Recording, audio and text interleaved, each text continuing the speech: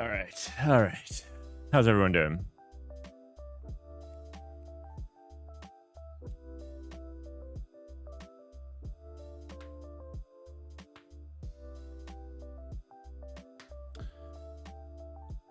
All right.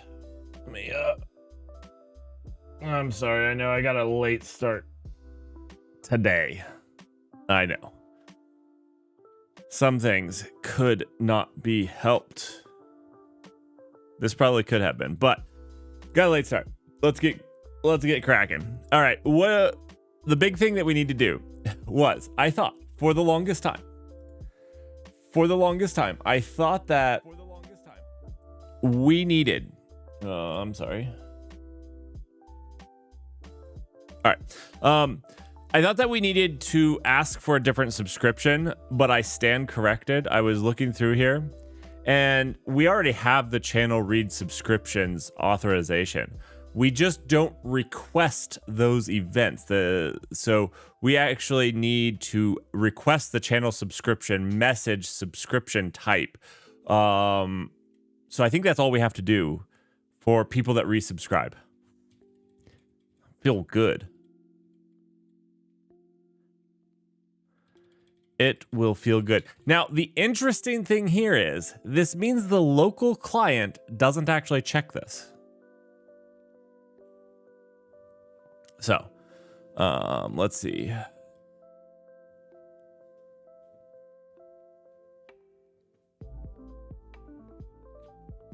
Wait. What are we doing here? This is a little weird. Okay. So this is like this is one way of doing it here. This is one way of doing it.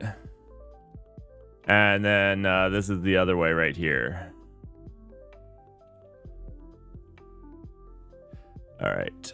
Let's see. This one is a create channel subscription. And then this one is the raid subscription. Create channel raid subscription. And now what we need is a create channel what is it called?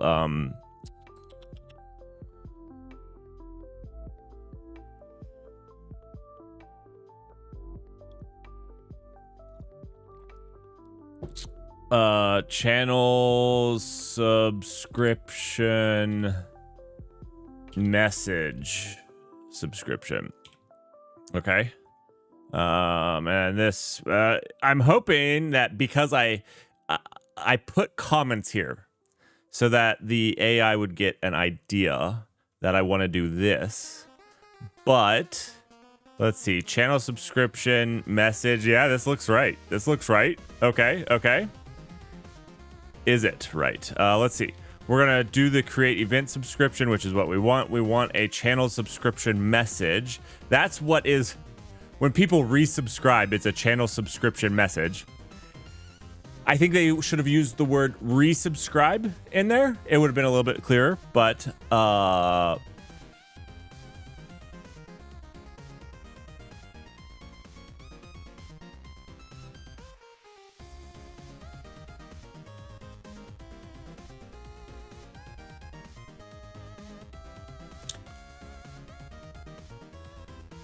this is not what I was expecting either, right?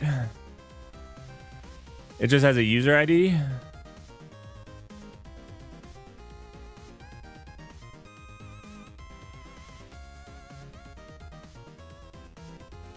That's not what I was expecting, right?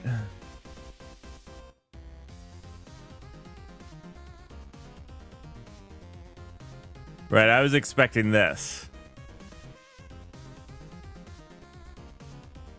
Channel subscription message. Not at all what I was looking at. Are you rusty? I am rusty. I am very rusty. Is there a client for buying viewer messages?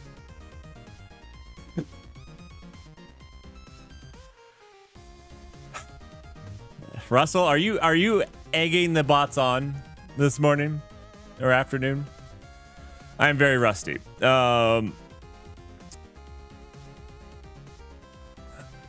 I see. I see.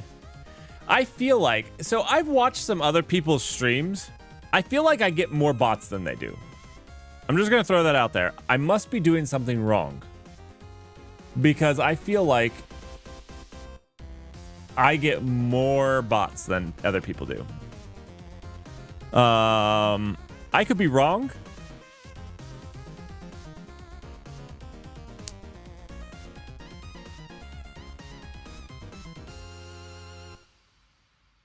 Okay, so this is what I was expecting to get back, right? So there's going to be this subscription that has information about it, right? It should be like the, I mean, should have information about it. And then it should have the event, right? Yeah. Which should have like the message, right?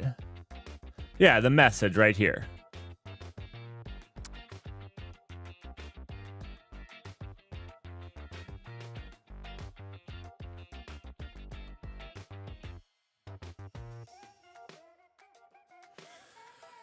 I need to monetize the bots. Oh, need to get them to pay me somehow. That'd be great. Oh wait, I'm an idiot. I know I've said this before. I'm looking at this. This is the message to subscribe to those events. It's not the payload coming back. I don't even know what I was thinking. I don't even know. It's just my message that says, I want to subscribe to those events for this user. Oh my gosh. Well, we're good. We're good. This is exactly what we want. Perfect. Yeah, right. We need the user ID. Fantastic. Okay. Fantastic.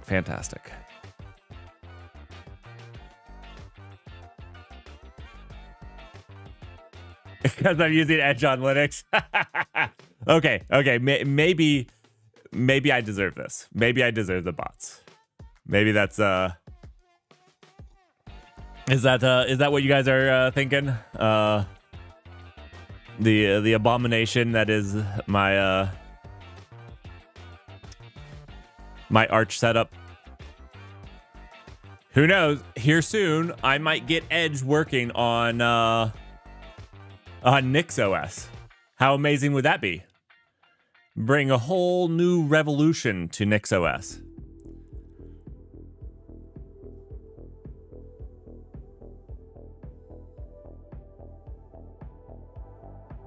I actually I need to talk to Grey Hat. I'm trying to put together a security day, and I know that he does some security stuff, and I don't know if he has an educational topic to demo about. So I wanted to talk to him. It would be cool to have somebody from the community. So yeah, I need to talk to Grey Hat and see if he'd like to do something like that. All right, so this should be good.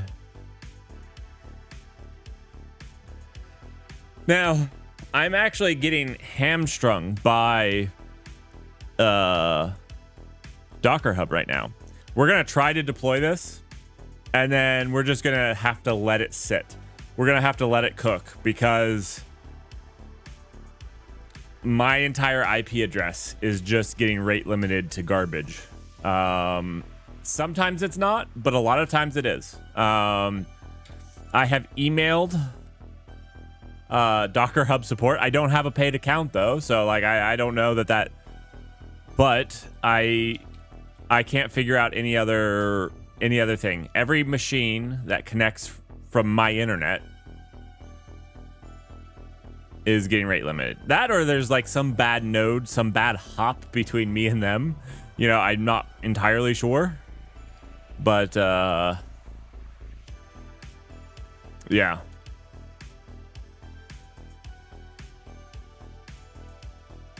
Don't do dirty to NixOS.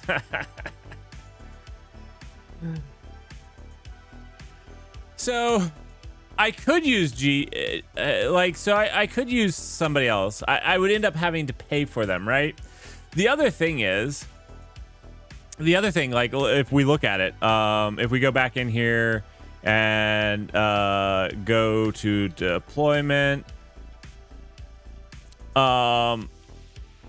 you know, not all of these are my images, right? So I'm getting it's not just the ones I upload. So I could probably use, I think that GHCR has what? They have 10 gigs free, which would be plenty for me. Even if I use 15 gigs, it's not expensive. So I could do that. But it doesn't solve all of my problems because a lot of people, a lot of the open source stuff that I run comes from there, right? So then that becomes like everything that I use, I also re-upload to mine. Like now this is starting to get expensive, right? I don't know the solution. I mean, I could just mirror everything. Maybe that's the solution, but I mean, it could take me a couple hours to download something, which again, maybe that's fine. And maybe I just mirror it all. But it could get expensive. I don't know exactly how expensive. I don't know how big those images are. Hopefully not huge. So maybe I stick within, you know, 20 gigs and it's fine. I just don't know.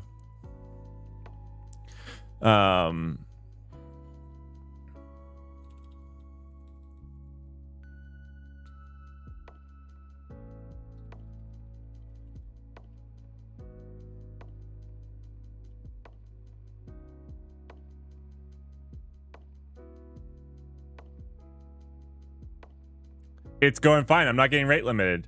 Look at that build. That's fantastic. We haven't seen speeds like that. That is fantastic. I actually half expected it not to work. It hasn't worked like the last 4 days. The other thing that I've thought of is this has all been happening after the CloudStrike. And so I'm wondering if there was a node between me and them, some network hop that was bad. You know, not that I was specifically getting rate limited. So, you know, was it coincidence or was it something related to that? I don't know. I don't know. Nothing else got affected that way, where I was downloading stuff at kilobytes per second. Yeah, CloudStrike mentioned. I blame CloudStrike for everything at this moment. I don't think you've seen this, but, you know, definitely have this. That's my new, you know, that's my new stream starting. Just to honor CloudStrike and their amazingness.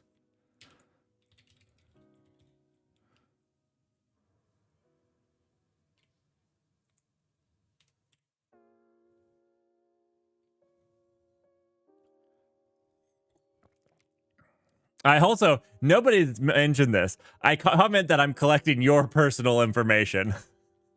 Tried to be a little funny. Not my forte. Not my forte. Let's see. Actually, we need to...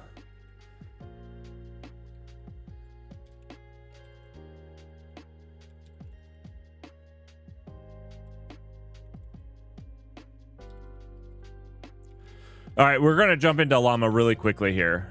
This should actually just be really quick. Super duper quick. I know. I usually say that about this, and then it like usually takes forever for some reason, but I'm not going to let it take forever. I don't know why I quit out of that. That's not exactly what I meant to do. But all right, there should be 2 changes. There's the deployment. There's the WebSocket listener where we subscribe to the new event. Git add, git put, commit, added, subscript.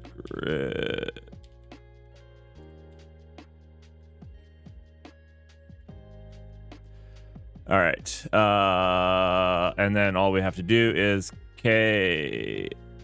let's just do this.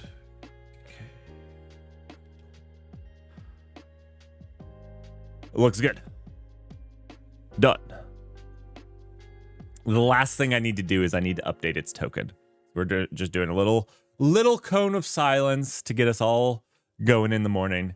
And then this should only take a second. And then we're going to hop into Llama. I already downloaded Llama. We're going to try to run the reduced instruction set today. It may or may not work. I'm going to give it a solid hour and a half. We're going to give it a try. And we're going to see what we can do. You know, I'm going to tell you my experience downloading it because they have the worst download experience of anything I've ever done.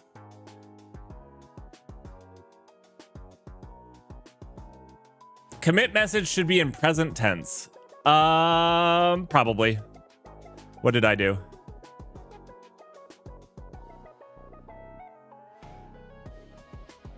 Isn't that in present tense?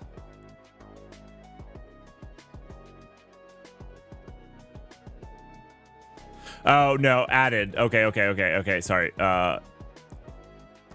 Probably. I mean,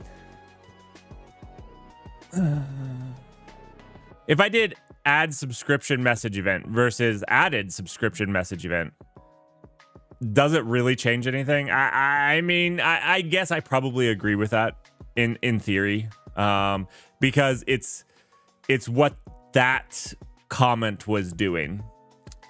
Or that commit. Yeah. No, you're right. I said added is past. But I'm saying pretty much you could keep this exact same sentence with add or added. But yeah, I probably do past more often because I think of a commit message as what I did prior to that message, which is probably wrong.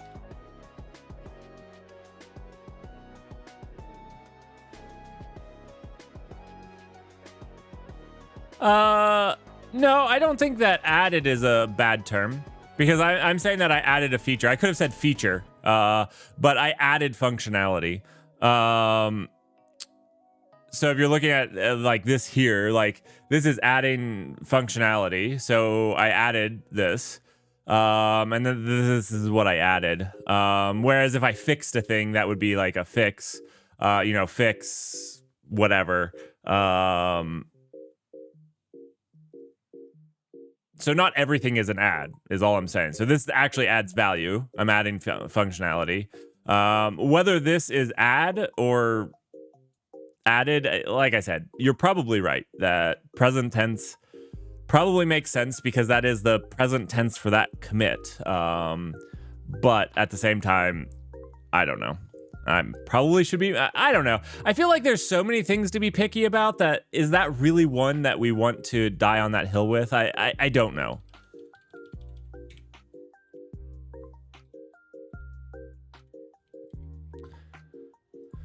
Maybe. Change my mind. Maybe.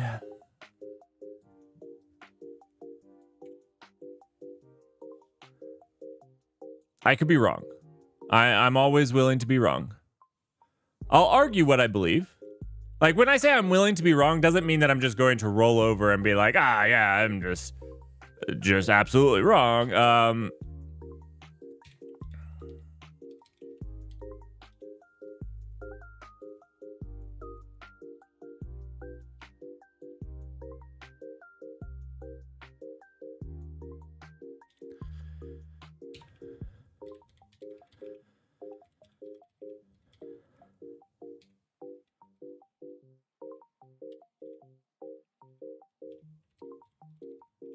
But I'm also happy to learn something new. I've never been a stickler for they have to be in present tense. I think it makes sense, but